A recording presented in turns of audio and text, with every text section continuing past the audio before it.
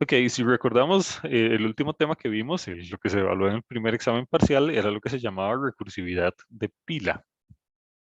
Em, Existen diferentes formas de hacer recursividad, bueno, dos formas de hacer recursividad, al menos dos formas se analizan en este curso. La primera se llama recursividad de pila, la segunda forma, que es la que vamos a ver ahorita, se llama recursividad de cola. Entonces, em, es como dos maneras de hacer lo mismo, simplemente la estructura general cambia un toque. Entonces, eso es lo que vamos a ver ahorita. Este tema lo quise empezar a ver hasta hoy de manera sincrónica por el hecho de que, bueno, es un tema nuevo y hoy es la clase introductoria de ese tema nuevo. Entonces, quería hacerlo de manera sincrónica con todos ustedes conectados con el fin de poder evacuar dudas si eventualmente hubiera.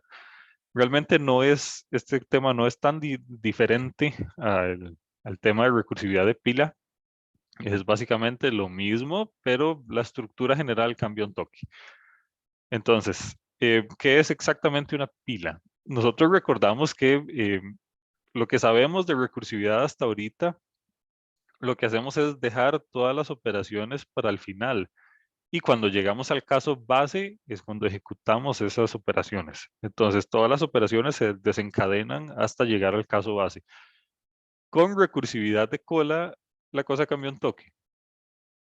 Con recursividad de cola, yo no dejo las operaciones y las ejecuto al final, sino que las voy ejecutando una a una con cada iteración que yo doy en mi llamada recursiva.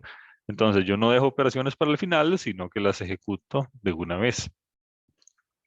Tienen estos nombres, se llaman recursividad de pila y recursividad de cola, porque existen unas estructuras de datos que se llaman pila y que se llaman colas. Por cierto, eso se ve en el curso siguiente, en el curso de algoritmos y estructuras de datos 1. Una pila es básicamente cuando yo tengo como una lista, no sé la idea que esto es una lista, yo tengo elementos que los añado y que los quito. Pero de la pila general, cuando yo añado un elemento lo pongo arriba y cuando quito un elemento lo quito de arriba. Háganse la idea que esto es una pila de libros. Ustedes tienen, no sé, 10 libros y ustedes le ponen otro libro, ustedes ponen el libro encima y ustedes agarran un libro, agarran el libro de encima. En una cola, esto es como una fila de un banco. Digamos, uno llega a un banco, hace fila y se pone en la parte de atrás. Y al que atienden, o sea, el elemento que sale de la fila es el elemento que está de primero, o la persona que está de primera en la fila.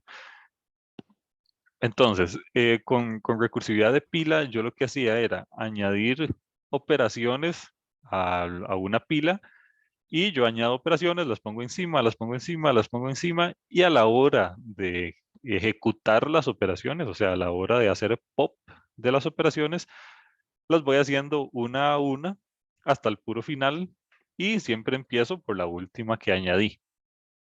En recursividad de cola es un toque diferente. Es básicamente la operación que realizo de primera fue la que inserté de primera. Entonces, esto significa que voy haciendo las operaciones una a una con cada iteración que yo di.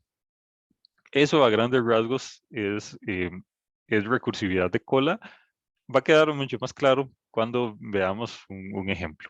Entonces, del lado izquierdo es lo que hemos visto hasta este momento. Del lado derecho es lo que vamos a empezar a ver. Em, Acá hay unas diferencias entre ambos tipos de recursividad. En recursividad de pila no siempre se ocupa una función auxiliar. Si ustedes recuerdan, se ha utilizado función auxiliar de vez en cuando. En recursividad de cola la función auxiliar es obligatoria. La función auxiliar no siempre necesita argumentos adicionales. En recursividad de cola, la función auxiliar va a requerir al menos eh, un argumento adicional, un parámetro adicional. En recursividad de pila, las operaciones se dejan pendientes. En recursividad de cola, no se dejan operaciones pendientes para el final, sino que las vamos ejecutando una a una conforme pasa cada iteración. Y en recursividad de Pero una pila, pregunta rápida, ¿a qué se sí, refiere con eso de dejarla pendiente? lo vamos a ver en un ejemplo ahorita, pero ustedes se acuerdan que uno decía como, digamos que estábamos haciendo una función que cuenta la cantidad de dígitos de un número. Uno decía uno más y hacía la llamada recursiva. Ese uno más es una operación que quedó pendiente. Usted no ejecutó la suma de una vez, sino que la dejó planteada y la resuelve al final. Ah, ok, entonces ok, ok, ok. Ujú. Y finalmente, en recursividad de pila, cuando caemos en el caso base, se desencadenan todas las operaciones que dejé pendientes. En recursividad de cola, cuando caemos en el caso base, ya tengo el resultado listo. Simplemente retorno el resultado que ya tengo listo. Esas son como las principales diferencias. Ok, de aquí nos vamos a mover a código un toque para poder ejemplificar la diferencia entre ambas. Esto es recursividad de pila normal.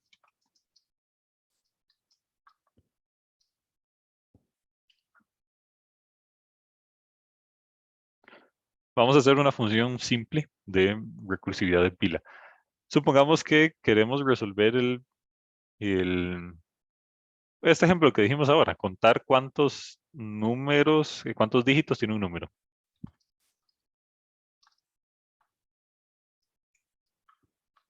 Este es de los ejemplos más simples que existen de cualquier tipo de recursividad. Voy a poner cuenta num pila. Esto va a recibir un número cualquiera. Y bueno, vamos a crear el caso base.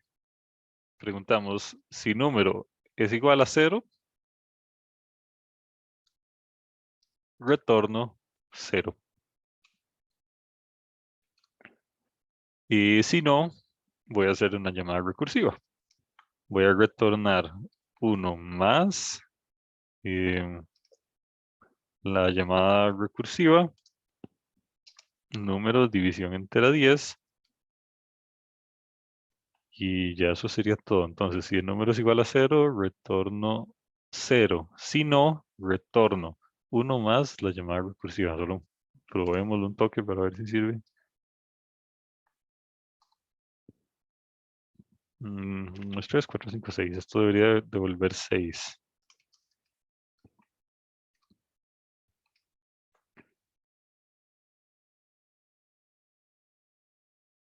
Entonces sí devuelve 6, entonces todo bien.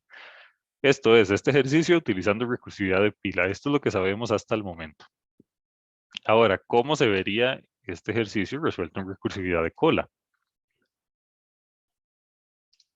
Vean que aquí es donde queda la operación pendiente. ¿En qué punto se ejecuta esta operación? Se ejecuta apenas se cae en el caso base. Vean que se retorna 0. Entonces, al ustedes retornar 0, todas las operaciones que quedaron pendientes se ejecutan y al final se suma un 0. Si recordamos, existe, si nos devolvemos para acá, existe esto, que es la pila de llamadas. Es en la cual quedan todas las operaciones pendientes. Ven que aquí quedó 8 más 6 más 1 más 2 más 0. Entonces, estas operaciones quedaron pendientes en la pila de llamadas y se ejecutan hasta que yo caiga en el caso base. Ven que aquí no he caído en el caso base todavía.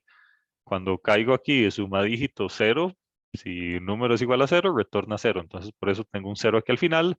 Apenas no tenga más llamadas recursivas, es que se ejecutan todas las operaciones que quedaron pendientes. Entonces, eso es lo que está pasando aquí. Se quedan operaciones pendientes. Ahora, con recursividad de cola, no se dejan operaciones pendientes. Como vimos hace un rato, siempre se necesita función auxiliar para recursividad de cola. Es una variable temporal, básicamente, que me va almacenando los resultados.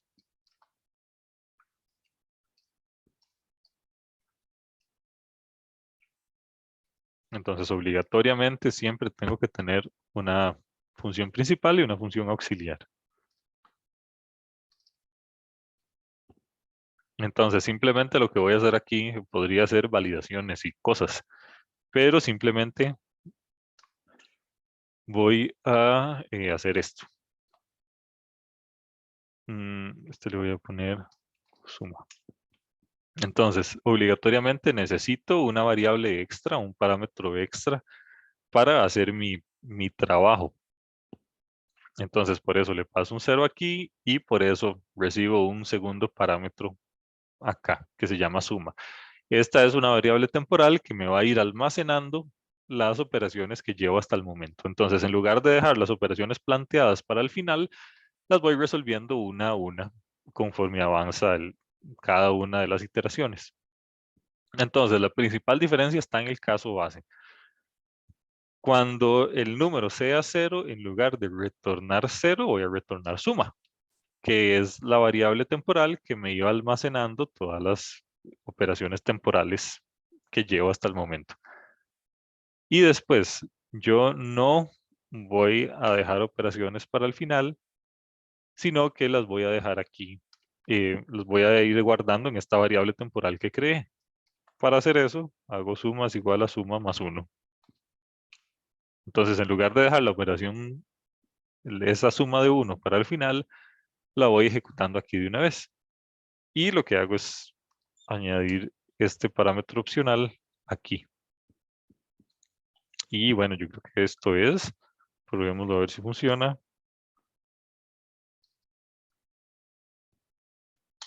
Ah, no, este es.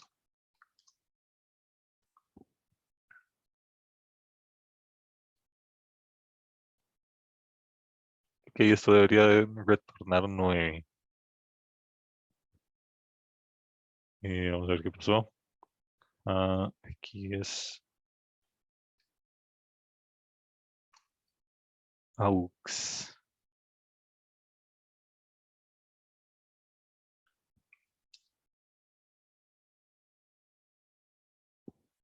Y bueno, aquí está 9. Entonces, la diferencia entre estos dos códigos, estos dos problemillas, es que aquí quedó la operación para el final, aquí la operación no queda para el final, sino que con cada una de las iteraciones yo voy realizando mi suma y al final lo que hago es retornar mi variable temporal.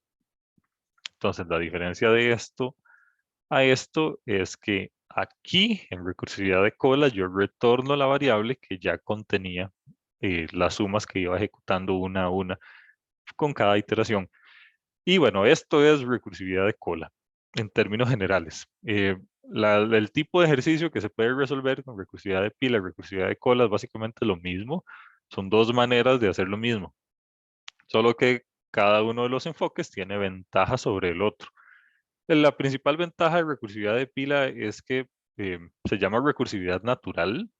Vean que la diferencia de código, aquí son 1, 2, 3, 4 líneas de código, aquí son más. Entonces, este código se ve más complicado que este. Con recursividad de pila, normalmente el código queda más simplificado, más pequeño, más fácil de entender. Aquí, como hay que añadir variable temporal, como se necesitan al menos dos funciones, el código queda más grande y quizá un poco más complejo. Respecto al rendimiento, ¿qué pasa si la pila de llamadas es, no sé, de 10 millones de operaciones que dejo para el final? Entonces, ese 10 millones de operaciones que quedaron ahí planteadas, tengo que guardarlas en algún lado. Entonces, recursividad de pila consume un montón de memoria. Bueno, consume memoria de acuerdo al tamaño de mis datos de entrada. Eso significa que si dejo muchas operaciones planteadas para el final, voy a consumir memoria innecesariamente. Con recursividad de cola eso no ocurre. Como voy ejecutando las operaciones una a una con cada una de las iteraciones, el consumo de memoria es constante. Independientemente de qué tantas vueltas yo dé, siempre lo voy a guardar en esta variable. Esta variable consume un espacio de memoria definido, pero ya, solo uno. Entonces, aunque aquí con recursividad de cola, yo de, no sé, 15 millones de iteraciones, el consumo de memoria va a ser constante para ese 15 millones de iteraciones. En recursividad de pila no.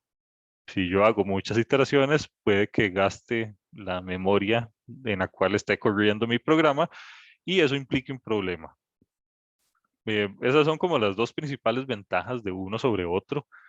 En la vida real se utiliza este enfoque por el asunto de la memoria, al menos para para código que se utiliza en producción, o sea, en productos reales que tengan recursividad, normalmente se utiliza recursividad de cola, no recursividad de pila. Aunque la recursividad de pila sea más fácil de entender, sea más, el código quede más simple, más bonito, digamos, normalmente se utiliza recursividad de cola por este asunto de la memoria que puede que se nos gaste. Y bueno, esto es recursividad de cola. ¿Alguien tiene alguna duda, algún comentario, algo que no haya quedado claro?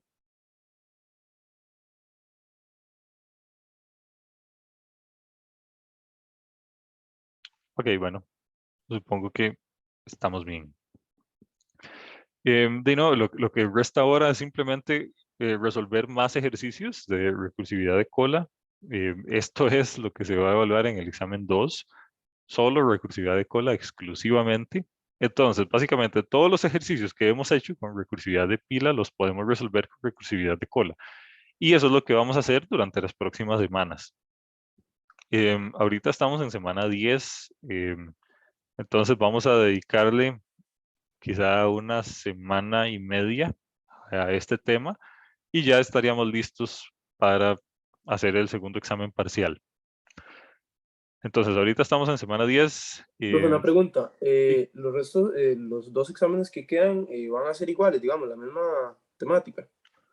sí, es la misma forma de realizar el examen, lo que cambian son los temas. Ok, ok. Probablemente le vamos a dedicar semana 11 y parte de semana 12 o la semana 12 completa y podemos ir pensando en hacer el examen el segundo examen parcial por ahí de esta semana, de la semana del 9 al 13 o la semana del 16 al 20. Entonces, para que lo vayan presupuestando ahí. Como les digo, mm, no es tan diferente al primer examen parcial, simplemente son dos maneras distintas de hacer lo mismo. Y fue muy vacilón porque hubo un par de estudiantes que en este primer examen parcial, no sé por qué se les ocurrió, utilizaron recursividad de cola para resolver los ejercicios, cuando en teoría debieron de haber utilizado recursividad de pila. Eso fue algo que me pareció súper vacilón, es la primera vez que pasa. Supongo que, no sé, como creatividad de ellos, se les ocurrió guardar las operaciones en una variable temporal y retornar esa variable temporal al final. Ahí en el fondo utilizaron recursividad de cola. Eso me llamó la atención. O sea, no sé, lo aprendieron solos, nació de ellos. Entonces, bueno, ahí, al final esos estudiantes, aunque, aunque no era el propósito del examen, resolvieron los ejercicios y los resolvieron bien, solo que con otro enfoque. Entonces, bueno, todo bien. Veamos qué más viene por acá. Este es un ejemplo de la función factorial. Em, Veamos si...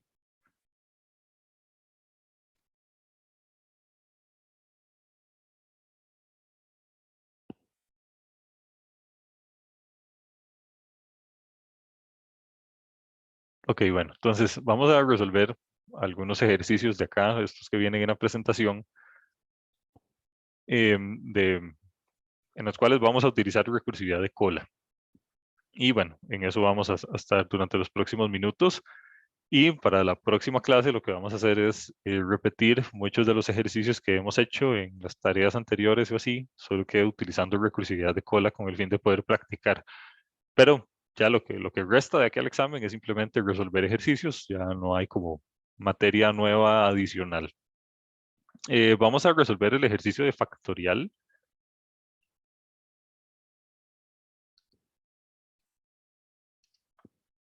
Este ejercicio de factorial también es de los ejercicios de recursividad en general más simples que existen. Recordemos que un número factorial, por ejemplo, 3 factorial es igual a 1 por 2 por 3. Si yo tengo n factorial, esto es igual a 1 por 2 por 3 por puntitos por n. Entonces, básicamente ir multiplicando cada uno de los numeritos cada uno ir contando desde 1 hasta n y multiplicarlos todos. Le voy a poner factorial cola. Esto va a recibir un número al cual le queremos calcular el factorial. Y entonces vamos a crear el caso base y preguntamos si número es igual a 0. No, ocupa una función auxiliar. Factorial cola aux. Esto va a recibir un número y va a recibir un 1.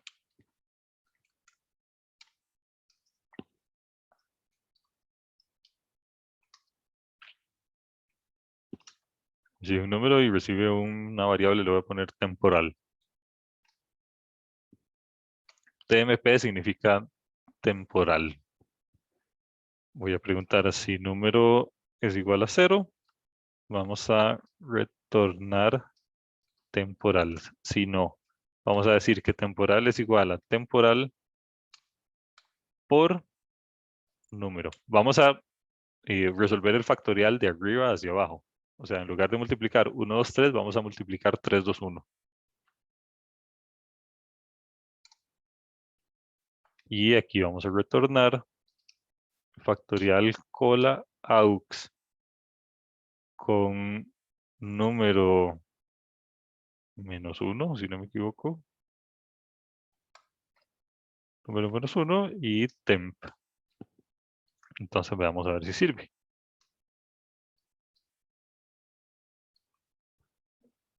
Vamos a calcular el factorial de 3. Los factoriales son números muy grandotes. Entonces, si ustedes calculan el factorial de 100, va a dar un número enorme. Tengo esta calculadora, pongámosla en modo normal. Aquí no hay factorial. Vamos en modo científico.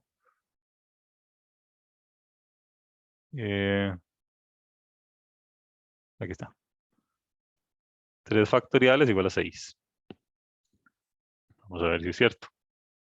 Ok, 3 factoriales igual a 6. Calculemos 10 factorial. Este número ya es grandote. 300, no, 3 millones, 3.6 millones.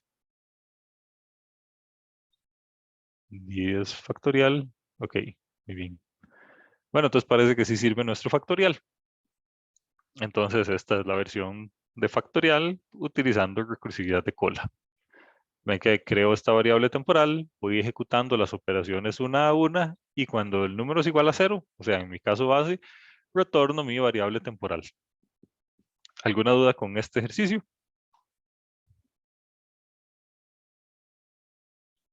Ok, bueno, vamos a continuar. Este otro dice, escribe una función que reciba un número entero y un dígito y debe contar las veces que ese dígito aparece dentro del número. Voy a copiarme este enunciado.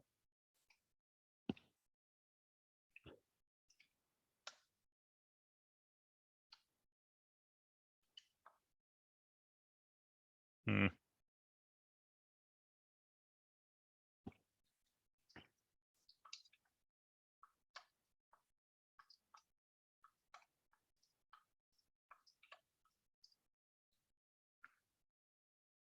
Ok, le voy a poner cuenta dígito. Esto recibe un número y recibe un dígito.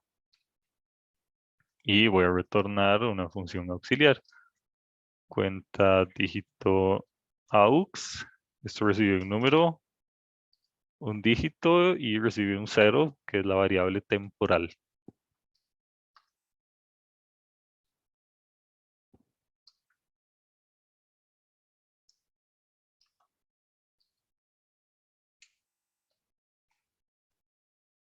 Voy a preguntar si número es igual a 0. Vamos a retornar temp.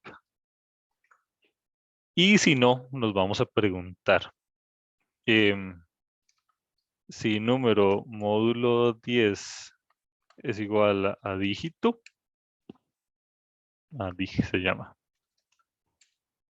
Si esto ocurre, O sea, que eso significa que tenemos un match entre uno de los dígitos del número y el dígito que ando buscando. Entonces voy a incrementar mi variable temporal.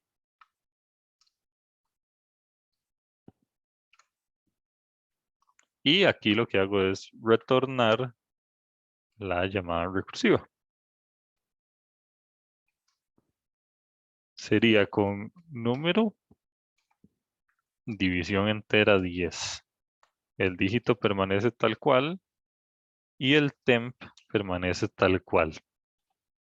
Entonces, voy a hacer un incremento de mi variable temporal si y solo si encuentro dentro del número el dígito que yo ando buscando.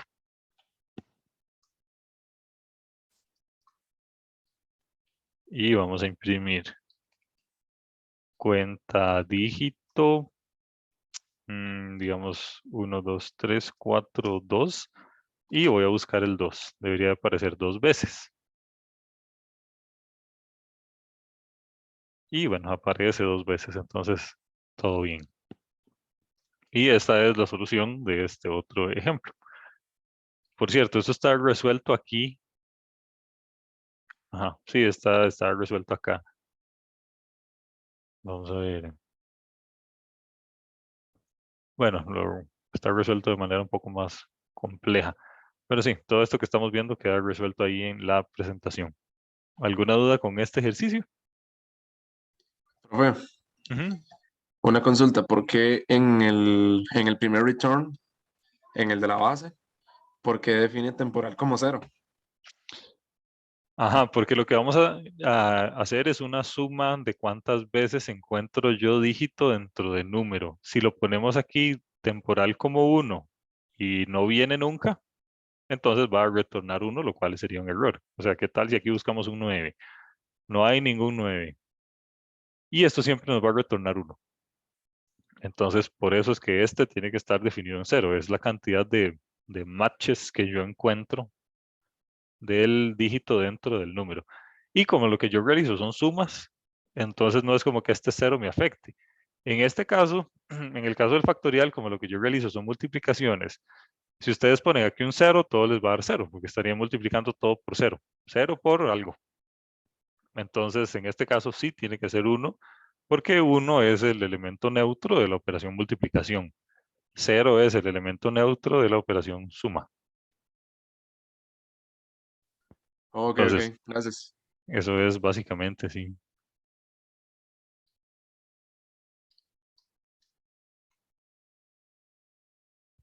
Ok, ¿alguna otra duda por acá?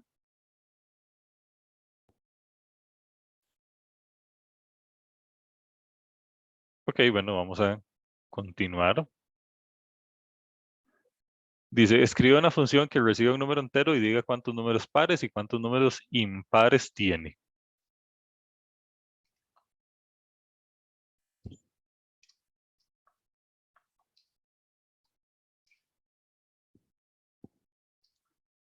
Voy a crear mi función principal. Esto recibe únicamente un número. Aquí vamos a retornar pares impares aux con un número.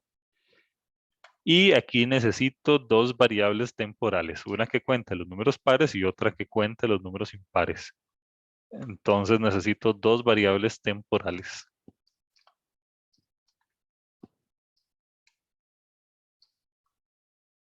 Se recibe el número, recibe una variable que le voy a poner pares y otra que le voy a poner impares.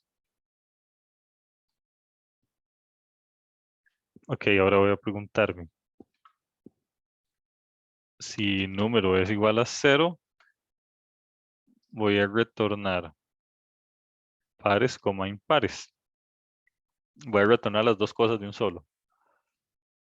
Esto se llama tuplas, por cierto. Cuando retorno más de una cosa, eso se llama retornar una tupla. Y ahora, bueno, me voy a preguntar. O sea, cada uno de los dígitos, si no es impar, significa que es par. O si no es par, significa que es impar. No hay otra cosa. O sea, o son pares o son impares. Entonces vamos a hacer algo como esto. Si número módulo 10 Bueno, voy a obtener, para que quede más claro, voy a obtener el dígito acá. Dígito es igual al número módulo 10. Ahora pregunto, si dígito módulo 2 es igual a 0, significa que es par. Entonces, pares más igual 1. Y si no es par, entonces es impar.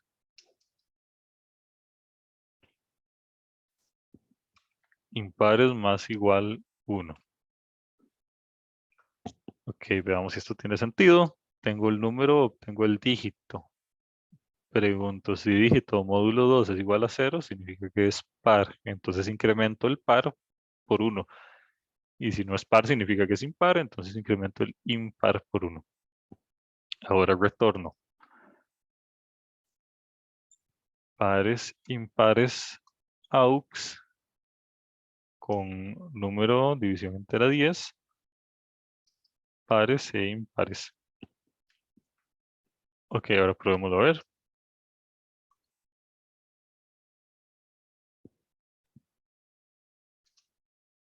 Mm,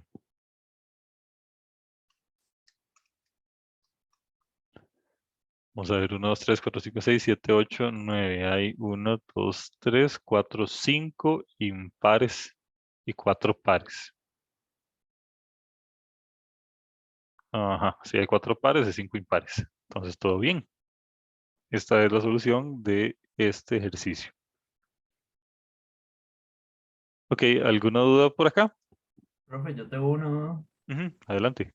La cosa es que varias veces he intentado usar tuplas para el return, pero vieras que muchas veces no, o sea, me falla o solo me devuelve uno de los valores, digamos, o sea, no me tira error, pero solo me devuelve uno de los valores. Entonces no Ujú. sé si será que existe alguna restricción que estoy ignorando o algo así.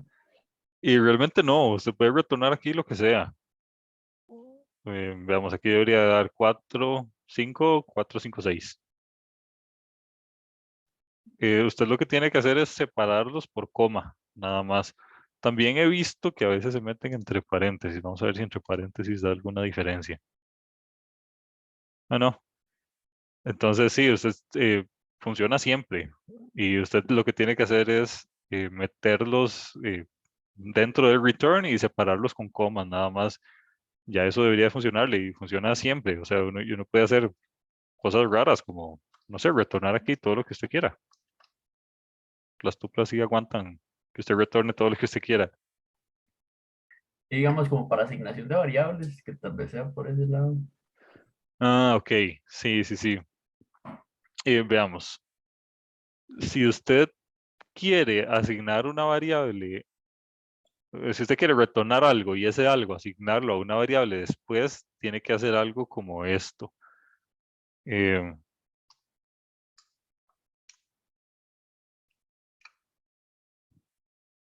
entonces, como usted aquí retorna dos cosas, a la hora de usted asignar esta llamada a unas variables, tiene que asignarlo a dos variables.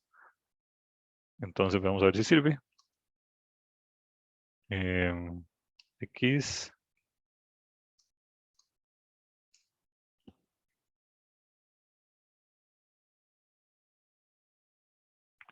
4, 5 y sí, este non salió porque estoy imprimiendo aquí y este nada, o sea, esto no retornó nada al final. Pero sí, si la función que usted creó retorna una tupla de n elementos, usted tiene que tener n variables a la izquierda para poder asignárselas.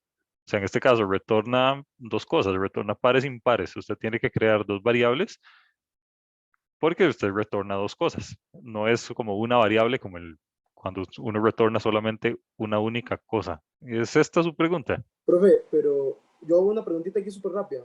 Ajá. ¿Verdad que si el número no desaparecería, tendríamos que poner 3? Si el número qué, perdón. Si el número, digamos, el número que está guardado como la variable num no Ujú. desaparecería, o sea, al estarle quitando con el módulo 10, tendríamos que poner 3 para almacenar esas 3 en diferentes, ¿verdad? Sí, pero uno no necesariamente retorna el número. O sea, aquí tengo dos variables No, sí, asignadas. exacto, pero en caso de que lo quisiéramos hacer, me refiero. Sí, sí, sí. Si usted quisiera, sí, sí, sí, exactamente. Si usted quisiera retornar tres cosas, sea cual sea esas tres cosas, tendría que tener tres aquí. O sea, que usted haga algo como esto. O sea, retorne números pares, impares y también retorne num. Pero sí, esta cantidad de variables aquí no tiene que ver nada con la cantidad de parámetros aquí. Eso sí. O sea, son dos conceptos diferentes. Esto es lo que la función retorna, esto es lo que la función recibe. Aquí podría recibir 1000 cosas y retornar 2, por ejemplo. Ok, sí, sí, esa era la pregunta justamente. Sí, entonces nada más luego le Ajá. daría return y le doy XYZ en el, aunque eso sería en el def pares, impares o en el auxiliar. Mm, digamos, el que retorna es el auxiliar. Si el auxiliar retorna n cosas, usted necesita asignarle en algún lado donde van a estar esas n cosas. Entonces necesita tener n variables acá para asignar. Sí, pero digamos, el return de X y Y Z lo haría en pares impares. En esa, al fin de Ah, cuentas. sí, sí, sí. Con el fin de resolver el ejercicio, digamos, usted tiene que hacer algo como esto. En lugar de imprimirlos, debería tener aquí return XY, que son pares impares.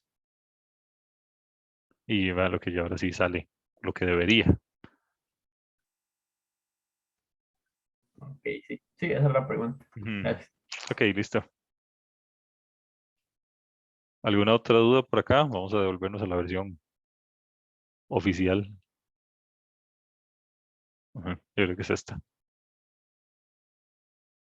Ujú. ¿Alguna otra cosa por acá?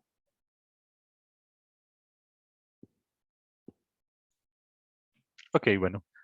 Muy bien, creo que queda un ejercicio más. Ujú. Hacer una función que recibe un número entero y cree otro número con los dígitos pares del número recibido.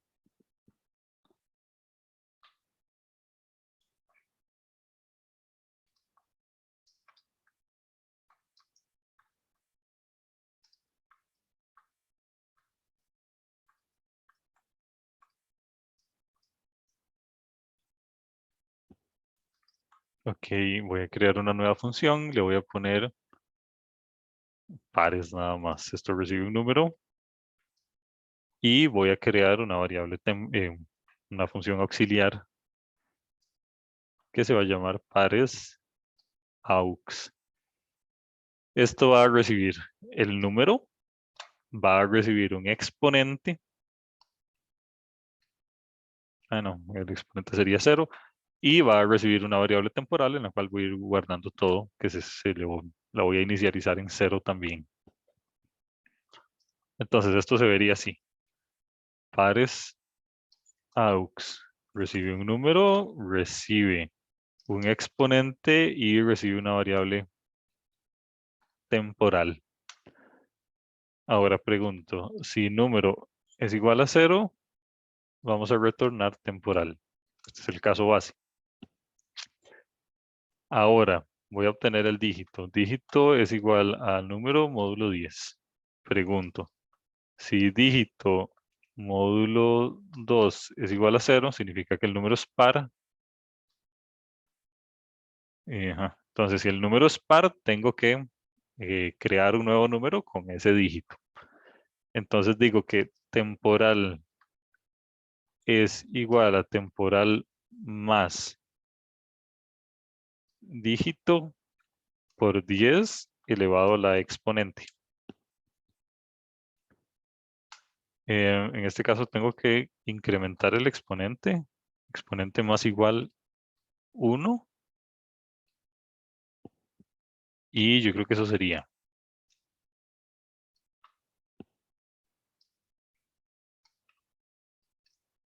En el número de división entera 10. El exponente ya me aseguré de estar incrementándolo cada vez que lo uso. Y el temporal ya estaría aquí. Entonces veamos. El caso base, si número es igual a 0, retorno temporal. si no pregunto, obtengo el dígito, digo, dígito división entera 2, dígito módulo 2 es igual a 0, o sea, el dígito es par. Si el dígito es par, le asigno a la variable temporal el nuevo dígito multiplicado por 10 y elevado a la exponente, como ya lo hemos visto varias veces. Y cada vez que yo uso el exponente, tengo que incrementarle 1. Pero una pregunta, ¿estaré incumpliendo con alguna teoría de la recursividad de cola si el exponente lo sumo en la llamada recursiva? ¿O bien podría No, hacerlo así? no, usted perfectamente podría hacerlo aquí. Okay. Solo que, o sea, si usted hace esto así tal cual, esto sería un error, porque el exponente solo se incrementa cada vez que encuentro un número par. Entonces, con el fin de hacerlo así, como usted dice, debería de ser como algo como así. O sea, tengo que incrementarlo de manera condicional y no incrementarlo siempre. Entonces, cada vez que lo uso, lo incremento. Cuando no lo uso, no lo incremento. Pero sí, usted puede realizar aquí operaciones en recursividad de cola, no hay problema. Lo que no puede dejar son operaciones aquí. Así como que usted deja ahí algo más algo. Eso sí estaría mal.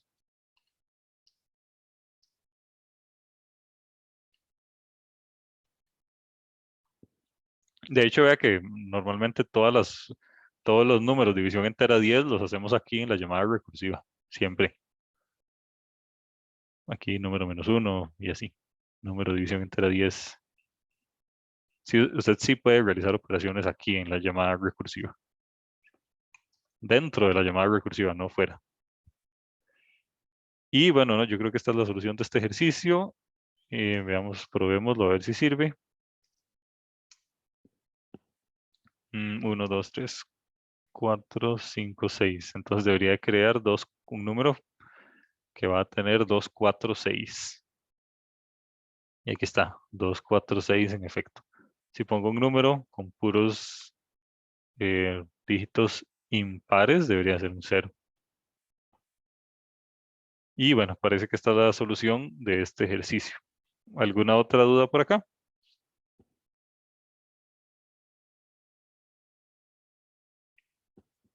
Ok, bueno, parece que no. Quedan un par de ejercicios acá que se los voy a dejar de práctica para que ustedes los hagan. Realmente no son tan difíciles. Entonces, estos 2 ejercicios quedan de práctica para ustedes. Durante las próximas clases de intro vamos a estar resolviendo un montón de ejercicios más de recursividad de cola. Como es simplemente resolución de ejercicios, resolución de práctica, puede que hagamos una combinación de clases sincrónicas y asincrónicas, pero ahí yo les pasaría los detalles. Y bueno, eso es todo de mi parte. No sé si antes de irnos alguien tiene algo adicional. Profe, yo tengo una duda con el proyecto. Ok, si quiere se queda entonces. Ok, bueno, entonces, Profe, yo le puedo hacer una consultilla sobre el examen. sí, también. Bueno, Entonces, si gracias. quiere se queda también. Profe, vieras que yo, desde que empecé con el proyecto con el Visual Studio, estoy teniendo un problema ahí. Entonces, no sé si le puedo pasar como lo que me aparece por Telegram para ver qué es. Sí, mándemelo por Telegram y ahí lo vemos. Ok, entonces ya casi se lo mando. Ok, muy bien. Y bueno, estaríamos entonces. Muchas gracias. Nos vemos ahorita.